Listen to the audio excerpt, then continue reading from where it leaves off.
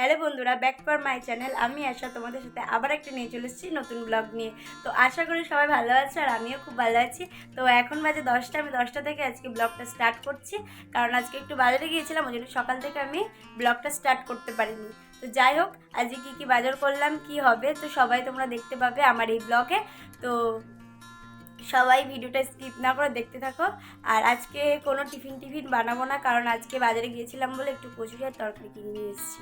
তো যাই হোক, দেখতে থাকো আমি কী করতে চলেছি। তারপর বাজার থেকে এই পালং শাকের তাইটা কিনে নিয়ে এসেছি, মাত্র 3 টাকা নিয়েছে। আর এখানে 2 কিলো কচু, আর আমরা তেমন একটা ওলকপি খাই না, তাই 3টেই ওলকপি নিয়ে এসেছিলাম। কম দাম দিয়ে দিচ্ছিলো, দাদুটা জোর করে দিয়েছিল তাই নিয়ে নিয়েছি। আর একটা বাঁধাকপি নিয়েছিলাম, আর নিয়েছিলাম হচ্ছে গিয়ে ফুলকপি। আর ফুলকপিগুলো না দেশি ফুলকপি, আমাদের এখানে চাষ হয়, তো সেই চাষেরও ক্ষেত্র থেকেই দাদুটা তুলে নিয়েছিল। তো সেই ফুলকপিগুলো ওই জন্য এত ছোটো ছোটো ফুলকপি। তো তারপরে নিয়েছিলাম একদম উচি সকালের বেগুন। তো যাই হোক, এই বেগুন দুটো নিয়েছিলাম, বড়টা আজকে পোড়া করবো, যেহেতু আজকে শনিবার পোড়া ঝোড়া খেতে হয়। তো তারপরে নিয়েছিলাম কুল, এইগুলো হচ্ছে মানে ওই মিষ্টি কুল বলে, নারকেল কুল। আর তারপরে মটরশুঁটি নিয়েছিলাম কিছু, তারপরে কাঁচা লঙ্কা, আর যেটা শীতকালে সবজির মধ্যে রাখতেই হয়, ধনে পাতা।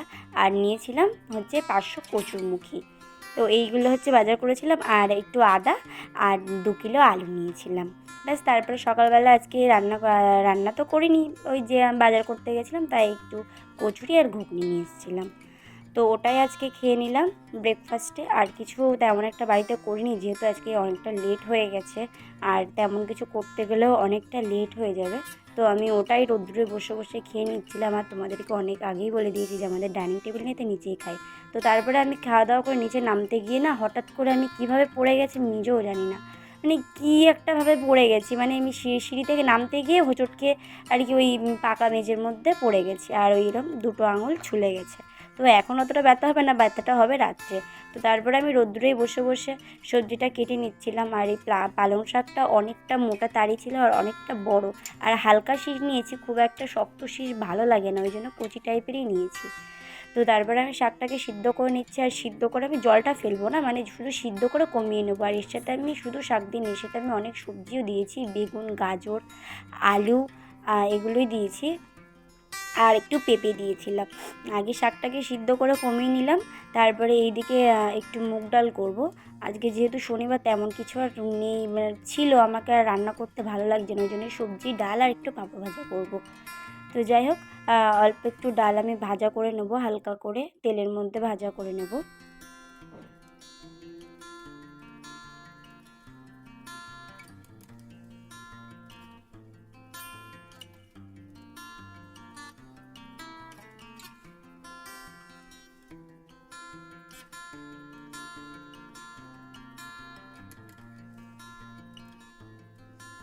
তারপরে এইদিকে একটু জল বসিয়ে দিচ্ছি, যেহেতু একটু উষ্ণ গরম জল দেবো, মানে জলটা আমি আগে থেকে তো গরম করিনি, তো ওই জন্য হালকা করে জলটা গরম হয়ে গেলে তারপরে এবার দেবো হচ্ছে গিয়ে আমি ডাল ভাজাটা। আর ওইদিকে আমার শাকটাও সিদ্ধ হয়ে কমে এসে এবার আমি সবজিটা দেবো, মানে সিদ্ধ হয়নি, মানে ভেপে হালকা একটু মানে কমে গেছে, নাহলে ওইটুকুতে ধরবে না। আর আমার তো আগেই বলে দিয়েছি আমার সসপ্যানটা ছোটো, বারবার পড়ে যায়। তো যাই হোক, তারপরে এর মধ্যে এখন সবজিগুলো দিয়ে দিচ্ছি, যেহেতু ওই কড়াটায় সব কিছু ধরবে না বলে আমি দিয়ে দিয়েছিলাম। এবার একটু নাড়াচাড়া করে আমি ঢাকা দিয়ে দেবো।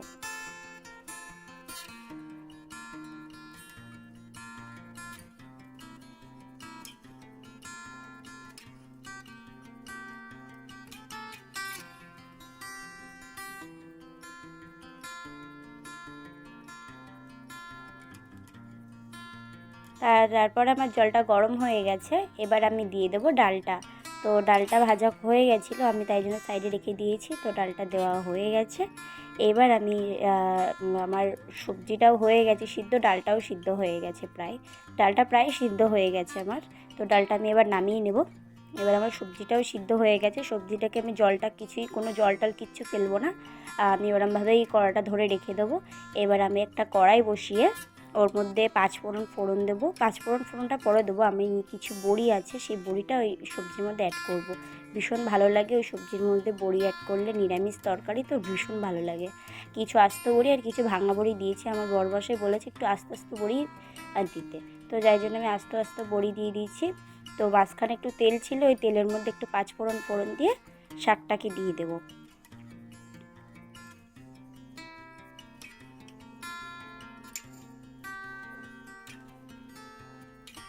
তারপরে একটু নাড়াচাড়া করে নেব ভালো করে, এপিট ওপিট করে নাড়াচাড়া করে নিয়ে এবার নুনটা অ্যাড করব। নুন হলুদ আমি আগে নুন দিতে মনেই ছিল না আমার, আমি যেহেতু শাকটা সিদ্ধ করার সময়ই নুনটা দিই, কিন্তু আজকে একটু মনে ছিল না। লঙ্কাও দেইনি, এত ভুলে গেছি। তারপরে ওখানটায় কিছু লঙ্কা কেটে নিয়েছিলাম আমি টেবিলে ছুরি দিয়ে, তো লঙ্কাটা কেটে নিয়ে নুন হলুদ দিয়ে দিয়েছি। এবার এটাকে ভালো করে এপিট ওপিট করে নাড়িয়ে আমি এবার ঢেকে দেবো এটাকে। আর হলুদ ছিল না, ওই জন্য একটু হলুদ কম কম লাগছিলো বলে আমি আরেকটু হলুদ দিয়েছিলাম, একদমই কম লাগছিলো হলুদ। তারপর আমি হাতটা ধুয়ে নিয়ে আবার একটু নাড়াচাড়া করে নিয়েছি। আর জল আছে শাকটার মধ্যে অনেকটাই, আমি যেহেতু জলটা ফেলি না, কেন জলটা ফেলে দিলেই ভিটামিনগুলো সব বেরিয়ে যাবে। তো যাই হোক, তারপরে আমি একটু আবার ঢাকা দিয়ে নাড়াচাড়া করে নিয়ে আবার ঢাকা চাপা দিয়ে দিয়েছি। তো ঢাকা চাপা দিয়ে এদিকে আবার শাকটা হয়ে গেছে। আর একটু চিনি দিয়ে নামিয়েছিলাম, একটু শাকে একটু মিষ্টি দিলে ভালোই লাগে, যেহেতু নিরামিষ সবজি একটু মিষ্টি দিই, আমি চিনি দিয়েছিলাম একটু। তারপরে দেওয়ার পরে আমি এবার পাঁপড়টা ভেজে নেব, যেহেতু এবার আমি ডাল করব, ওই জন্য আমি আগে পাঁপড়টা ভেজে নিচ্ছি। তো কিছু পাঁপড় বাড়িতে ছিল, সেই পাঁপড়গুলোই ভেজে নিয়েছিলাম। আর বাড়িতে একটা কাকু এসেছিলো আমাদের বাড়িতে, সেই কাকুটা না ওই কি মুগ ডালের পাঁপড়, টমেটোর পাঁপড় এইসব নিয়েছিল, তো ওই পাঁপড়ও দুটো ভেজেছিলাম। দিয়ে তারপরে এই যে ডালটা আমার হয়ে গেছে, এবার আমি ডালটা নামিয়ে নেব।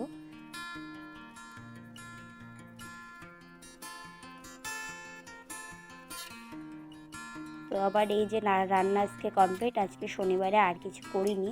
আর প্রতিদিনই সয়াবিন খাই, আমার সয়াবিন এক কৌটো সয়াবিন আছে, সয়াবিন আর খেতে ভালো লাগছে না। তো ওই জন্যই আজকে একটু ডাল, পাঁপড় ভাজা আর সবজি করেছি, ব্যাস এটা দিয়েই আজকে হয়ে যাবে। আর বেগুন পোড়াবো বলেছিলাম না, ওইটা আমি এখন পোড়াবো না, আমি এখন তো একা, বাড়িতে বরমশাই নেই, ওই জন্য আমি এইগুলো দিয়েই খেয়ে নেবো। তো যাই হোক, আর রাত্রেবেলা বেগুনটা পোড়া দেবো, উনুনেই পোড়া দেবো, উনুনের বেগুন পোড়াটা না একটু বেশিই টেস্টি হয়। তো যাই হোক, তারপরে আমি এদিকে মেজে নিলাম। হচ্ছে গিয়ে আজকে তেমন একটা কিছু রান্না করিনি, চাপের রান্না, তেল মশলা তেমন একটা করিনি, ওই জন্য হালকা করে মুছে নিলাম হালকা করে গ্যাসটা। তো তারপরে আমি রান্নাঘরটা ভালো করে ঝাড় দিয়ে নিলাম। ঝাড় দিয়ে নিই, তারপরে কিছু বাসন ছিল, সেই বাসনগুলোই আর কি মেজে নিচ্ছিলাম। অল্প কটাই বাসন ছিল। আর এই দুটো থালা ছিল, কাল এই সকালের থালা আমার বড়মাসে খেয়ে গেছিলো, তো সেই থালা দুটো আমার আর মাজা হয়নি। রাত্রের বাসনগুলো মেজেছিলাম, আর খাওয়ার বাসনগুলো মাজা হয়নি, তো সেগুলো দিয়ে রান্নার বাসন দিয়ে মেজে নিলাম।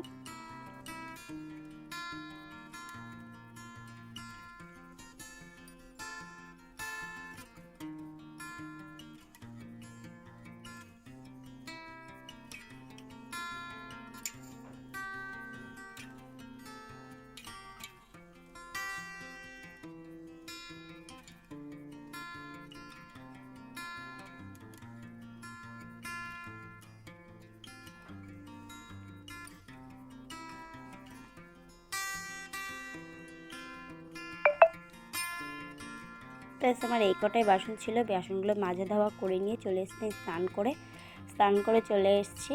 এবার চুলটাকে গোটাতে হবে, আর তারপরে মুখে একটু মুখটাকে এবার আমি যেগুলো মাখি, কিউকাম্বার টোনার বায়োমেথিকের, তো সেটাই আর কি আমি ফার্স্ট ইউজ করি স্নান করে পর উঠে। তো তো তারপর আমি একটু শীতের ক্রিম হিসাবে বায়োমেথিকের ক্রিমটাই আমি 12 মাস মাখি, এটা অয়েলি স্কিনের জন্য, তো এটাই মাখি। তো এবার আমি সিঁদুর টিপটা পরে চলে যাব লাঞ্চ করতে। তো এই যে আমার স্নান করে উঠে গোছানো হয়ে গেছে। এবার লাঞ্চে ছিল তোমাদেরকে বলেই দিয়েছি, আর ভাতটা আমি করি না, আমি সকালবেলা একবার সিদ্ধ ভাত করি, সেটা আমার বরমাসে খেয়ে যায়, এখন নিয়ে যাচ্ছে না, এখন বাইকটা খারাপ হয়ে গেছে বলে নিয়ে যাচ্ছে না। আর ধরো তোমার হচ্ছে গিয়ে বাসে করে যাবে খাবার বইতে, তাই জন্য আর বই না। তারপরে আমার এত ঘুম লেগেছিলো, আমি খেয়ে দিয়ে তোমাদের সাথে আর ব্লগটা করতে পারিনি, আমি ঘুমিয়ে পড়েছিলাম। তো এখন ঘুম থেকে উঠে নিয়েছি, উঠে যেই বালিশ কাঁথাগুলো ছিল সেগুলোই আর কি ভাঁজ করে নিচ্ছিলাম। আর এখন বাজে হচ্ছে 6:30 বাজে, আর আমি শুয়েছিলাম তখন কটা বাজে, 3:30। তো অনেকক্ষণই, আর ঘুমটা আমি প্রতিদিনই ঘুমাই না, আর আমি কাল রাতে অ্যালার্জির ট্যাবলেট খেয়েছিলাম, আমার না সকালবেলা ঠিকঠাক ঘুম হয়নি, সকালবেলা উঠে ভাত রান্না করতে হয়, তো ওই জন্যে আর সকালে তেমন একটা ঘুম হয় না। তো এই কদিন অ্যালার্জির ট্যাবলেট খাচ্ছি বলেই আর কি ঘুমটা দুপুরবেলা পাচ্ছে। তো তারপরে একটু খিদে পাচ্ছিলো, তো তারপরে আমি চলে গেছিলাম রান্নাঘরে, ভীষণই খিদে পেয়েছিল, জানি না কেন। তো তারপরে আমি করেছিলাম। আর সবথেকে বড় কথা, আমি আজকে 2 বছর ধরে ভাবছি যে আমি একটু চিনির পরোটা খাবো। তো চিনির পরোটা অনেকে খেয়েছো কিনা আমি জানি না, কিন্তু আমি চিনির পরোটা ছোটোবেলায় খেতাম। যখন মামার বাড়িতে থাকতাম না, তখন মামি টামি যখন রুটি টুটি করতো না, তখন রুটি খেতে ইচ্ছা করতো না। তো তাই জন্য মামিদেরকে ওই চিনি দিয়ে পরোটা করে দিতে বলতাম। তো রুটির মতন করে বেলে ওর মধ্যে চিনি দিয়ে তেল দিয়ে ভেজে দিত, আমার ভীষণ ভালো লাগতো। আর সেটা আটার ছিল, আর আমার বাড়িতে তো এখন তো আটা নেই, ওই জন্য আমি ময়দা দিয়ে করে নিচ্ছি। ভীষণ খিদে পেয়েছিল, তো ওই জন্য আর আমার ভীষণ মানে এই কদিন ধরে ভীষণ ভাবছি যে একটু চিনির পরোটা খাবো, একটু চিনির পরোটা খাবো। তো আর সেইভাবে আর করে মানে করা হয় না, তাই আর খাওয়াও হয় না। তো আজ একটু তোমাদের সাথে শেয়ারও করলাম আমার পরোটার রেসিপিটা। এই যে আগে আটাটাকে ভালো করে মেখে ওর মধ্যে চিনিটা দিয়ে মানে রুটির শেপে আগে বেলে নিয়ে তারপরে একটু চিনি দিয়ে নেবে। চিনিটা দেওয়া হয়ে গেলে একটু চেপে চেপে দিলে জায়গাটা চিনিগুলো রুটির মধ্যে চেপে যাবে, তাহলে ছড়িয়ে যাবে না চিনিগুলো। এই যে ড্যাব ড্যাব করে একটু আর কি চেপে চেপে দিলে চিনিগুলো হয়ে যাবে। তারপরে পরোটার শেপ দিয়ে নেবো একটা। ফার্স্টে রুটিটা 3 ভাঁজ করে নিয়ে এবার মুখটাকে আটকে দিয়ে এবার বেলে নেব।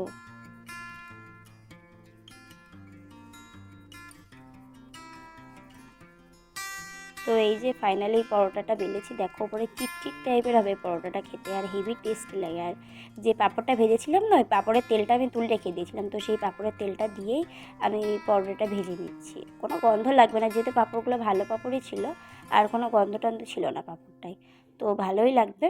আর সত্যি কথা বলতে আমি তো মিষ্টি খেতে ভালোবাসি, মানে খুব একটা খাই না, মানে আবার দু এক সময় ভীষণ মিষ্টিটা ভালো লাগে, আবার দু এক সময় মিষ্টির প্রতি ঘেন্না চলে আসে।